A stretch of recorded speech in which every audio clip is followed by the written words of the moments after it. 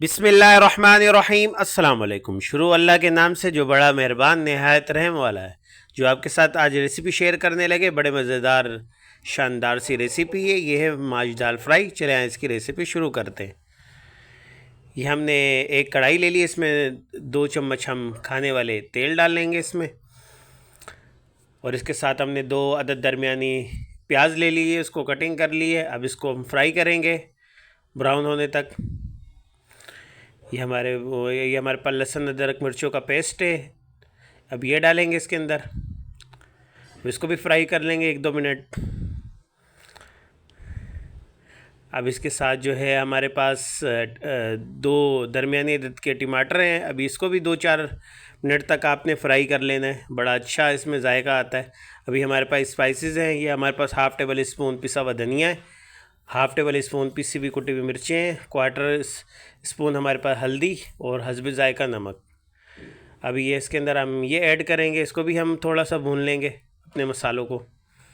बड़ी जल्दी से बनने वाली ये रेसिपी है माश दाल फ्राई। अभी थोड़े से और स्पाइसेस ऐड करेंगे। हमारे पास थोड़ा सा ये गरम मसाला है, तेज़ पत्ते, ये अदद आधी चम्मच हमारे पास कुटी हुई मिर्चें, ये हाफ़ टेबल स्पून चाइनीज़ नमक, ये 4 से 5 अदद गोल मिर्चें।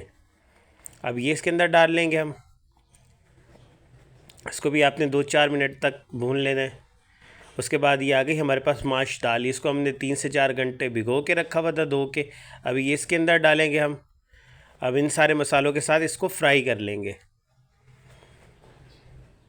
फ्राई करने के बाद जो है इसको हम 2 से 4 मिनट आपने फ्राई करना है। फिर इसमें 1 गिलास पानी डालकर इसको हम पकने तक रख देंगे। ये देखिए हमने 1 गिलास पानी शामिल कर दिया इसमें। आप इसको कवर करके अब इसको आप पकने के लिए रख दें। इसके बाद हमारे पास पकने के बाद इसको गार्निश करेंगे। इसको आपने जो है हरे धनिया मिर्चों के साथ इसको गार्निश कर दें। माशाल्लाह हमारी रेसिपी तैयार हो चुकी है।